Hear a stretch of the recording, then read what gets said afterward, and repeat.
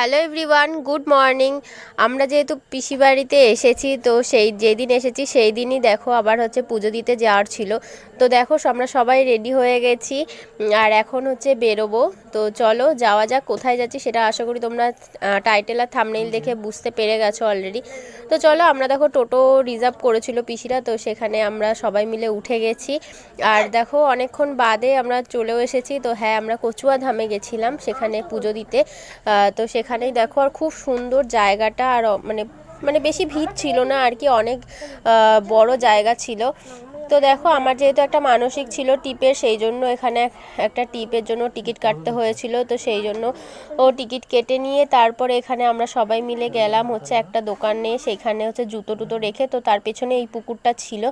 তো দেখো এখানে সবাই জুতো টুতো রাখছে, আর কে কত কি ডালা নেবে সেই দিয়ে এখানে নাম গোত্র লিখছিল। আর তারপরে এখানে এক একটা ঝুড়িতে আমরা 4টে ডালা নিয়েছিলাম, তো এক একটা ঝুড়িতে উনি আর কি প্রসাদগুলো আর কি প্যাকেটে করে দিচ্ছিল। তো আমাদের ডালা রেডি হয়ে গেছে। আমরা এখানে 51 টাকার ডালাগুলো নিয়েছিলাম, আর হচ্ছে এখানে ফুলের মালা নিয়েছিলাম। তো চলো এবার যাব হচ্ছে পুজোটা দিতে। তো দেখো আমার দিদি হচ্ছে সবার আগে চলে গেছে, আর এইখানটা হচ্ছে ধূপকাঠি মোমবাতি দেওয়ার জায়গাটা।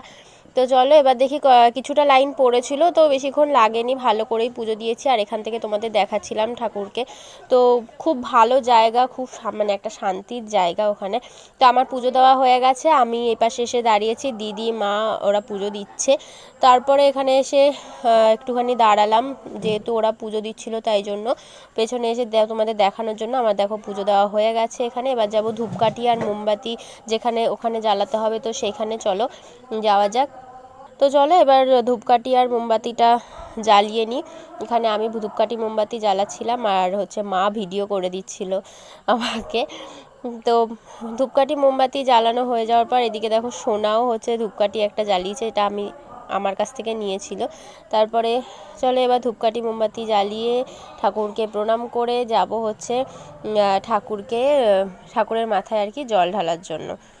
তো দেখো যেই দোকানে জুতো টুতো রেখেছিলাম ওখান থেকেই আবার হচ্ছে একটা ঘর দিয়ে দিয়েছে, আর সেই ঘর দিয়ে আর কি জল নিয়ে যেতে হবে এই পুকুরটা থেকে।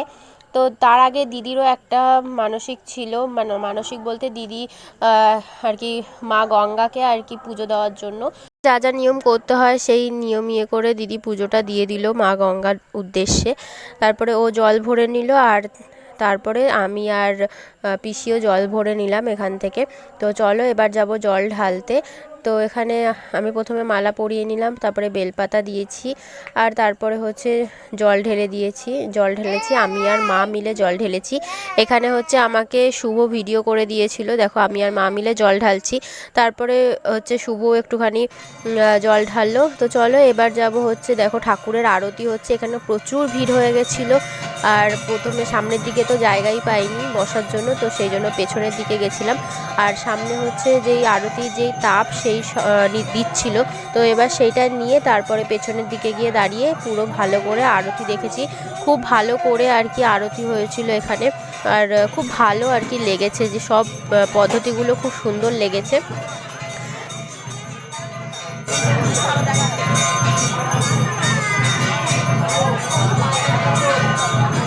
আরতি দেখার পর এখানে হচ্ছে ঠাকুরের মহাপ্রসাদের জন্য লাইন দিতে হয়েছিল, সেখানে আমরা দাঁড়িয়েছিলাম। আর এখানে হচ্ছে ঠাকুরের মহাপ্রসাদ, দেখো এগুলো সবাই বলে সবার ভাগ্যে হয় না, তো যাই হোক আজকে হয়তো আমাদের ভাগ্যে ছিল এটা, তো সেই জন্য আমরাও নিয়ে নিলাম। তো এর সাথে হচ্ছে কিন্তু পায়েস দিয়েছিল, আর হচ্ছে মিষ্টি দিয়েছিল, বাতাসা দিয়েছিল, তো সেটা আর দেখানো হয়নি।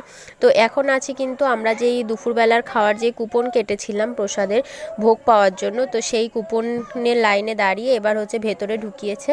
তো আমরা গিয়ে বসেও পড়েছি, আর অনেক বড় যেহেতু জায়গা সেই জন্য একবারেই হচ্ছে সবাইকে ঢুকিয়ে দিয়েছিল। তো তারপরে এখানে বসেছিলাম, আর মা পিসি হচ্ছে ভেতরে, ওদের যেহেতু পায়ে ব্যথা, তো ওই জন্য ওরা পাশের ঘরে ওই যে ওই রুমটাতে আর কি চেয়ার টেবিলে বসেছিল। তো তারপরে এখানে আমরা বসে পড়েছি, বসে আমরা পাতা টাতা পেয়ে গেছি। তো এবার হচ্ছে প্রথমে খিচুড়ি দিয়েছে আমাদের, তো খিচুড়িটাও খুব ভালো টেস্টি ছিল। তো তারপরে আসলো পোলাওয়ের সাথে হচ্ছে আলু দিয়ে সয়াবিন দিয়ে তরকারি।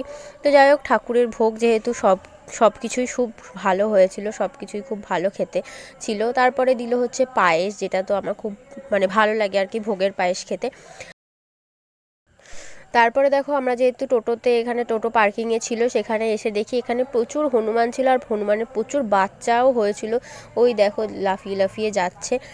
তো এই সব দেখে তারপরে আমরা টোটোয় উঠে গেলাম হচ্ছে এই পাশেই একটা রাধা গোবিন্দর মন্দির ছিল, সেইটা দেখার জন্যই গেলাম। তো আমাদের যেহেতু টোটো ছিল আমরা টোটো করেই গেলাম। তো হচ্ছে এই হচ্ছে রাধা গোবিন্দর মন্দির, যেটা আমরা আর বাইরের থেকেই দেখেছি, ভেতরে আর ঢুকিনি, বাইরের থেকেই দেখা গেছে বলে।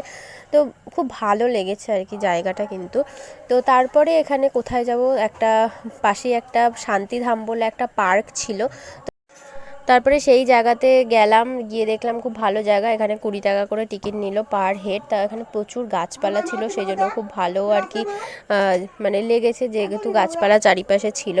তারপরে আর এখানে কিন্তু পার্কটাও বেশ বড় পার্ক ছিল, আর যেহেতু দুপুরবেলা ওই জন্য হচ্ছে ফাঁকা ছিল, আমার খুব বেশি মানে ভিড় ছিলই না বলতে গেলে। আর এখানে হচ্ছে দেখো দোলনা টোলনা ছিল বড়দের জন্য বাচ্চাদের জন্য।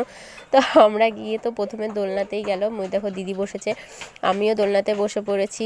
আর হচ্ছে সবাই যে যার আর কি কাজে ছিল, সোনা তো সোনার পিছনে মা দৌড়াদৌড়ি করছিল। তো খুব মজা হয়েছে সেই দুপুরবেলাটা।